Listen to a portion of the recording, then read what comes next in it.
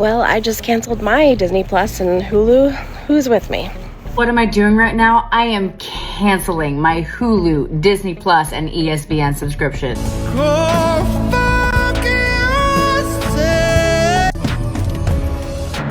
We gotta stop playing. So we need to cancel Disney. Anybody that is supporting this bullshit. They fired Jimmy Kimmel, so we need to fire the network that fired Jimmy Kimmel. Because it's not enough racist people to support them, period. Let's just put it all out there. It's not enough racist people in the world to support that station. So I woke up today, my whole feed is telling me, cancel Disney, cancel Hulu, cancel ESPN. They want to do cancel culture? Let's do it. Cancel Hulu. Hulu is 100% owned by Disney Corporation. Disney Corporation runs ABC.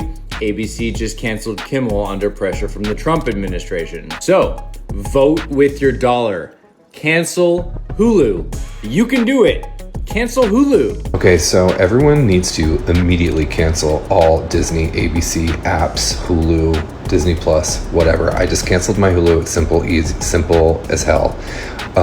If you want to continue to have an opinion at all, then you need to cancel, because the only thing that's going to make a difference in this is my...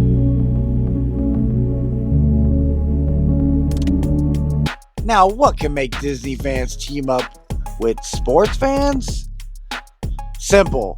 When your favorite comedian gets canceled, I guess you link up like Voltron. This time, it's Jimmy Kimmel, late night talk show host, who has some things to say about Trump and the passing of his friend Charlie Kirk. And stay to the end to hear his epic response. You're gonna want to hear it's epic, and tell me what you think. We hit some new lows over the weekend with the MAGA gang desperately trying to characterize this kid who murdered Charlie Kirk as anything other than one of them, and doing everything they can to score political points from it. In between the finger pointing, there was grieving. On Friday, the White House flew the flags at half-staff, which got some criticism. But on a human level, you can see how hard the president is taking this. My condolences on the loss of your friend Charlie Kirk. May I ask, sir, personally, how are you holding up over the last day and a half, sir? I think very good. And by the way, right there, you see all the trucks? They've just started construction of the new ballroom for the White House, which is something they've been trying to get, as you know, for about 150 years. And it's going to be a beauty. Yes. He's at the fourth stage of grief, construction.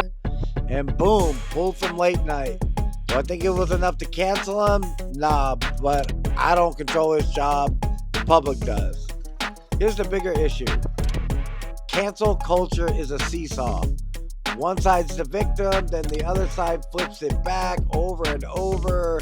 You did this to us, so we're doing this to you when it's your turn. And the turn never skips a person. They'll go around, you'll get yours. If your favorite whatever hasn't been canceled, eventually someone will come after it and tell you you have to, or you are this or that. So I gotta ask, are these companies being held accountable? Or are people just mad that their favorite thing gets canceled? Me, I'm not dropping Hulu. They got Family Guy and American Dad. Wish it was more complex than that. But, you know, those are my two go-to shows when I need to unwind from getting all the information about all the current events. Gotta have something to get my mind away, and Family Guy and American Dad are my go-to solace shows that keep me sane. I know it sounds weird, but it does. So, not dropping Hulu. ESPN, I can care less. They lost me in the early 2010s with their opinion-based shows and their sticks and their Stephen A. opinions and Skip Bayless's. And I'm just not with that type of reporting of sports. I just want the facts. Did my team win or lose? And what happened? So let us know. Like, comment, subscribe, and follow for more. Now we talking. 22 years, I fucking made enough money anyway. You're shutting me down because I told the truth, because I refused to get on my knees and lick certain people's boots? That FCC guy, Mr. Carr, sitting in his office, wagging his finger, saying my comments violate the public interest. Go to hell, public interest. What real public interest times means is laying things out in the open. It's asking why our country has gotten to a point where someone kills over hate speech, not rushing to disown the shooter from one political camp or another after a tragedy just to make yourselves look blameless.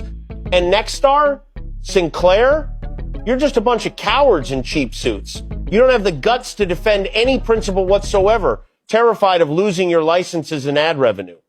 Your choice proves that when faced with money and pressure, so-called free speech is lighter than air.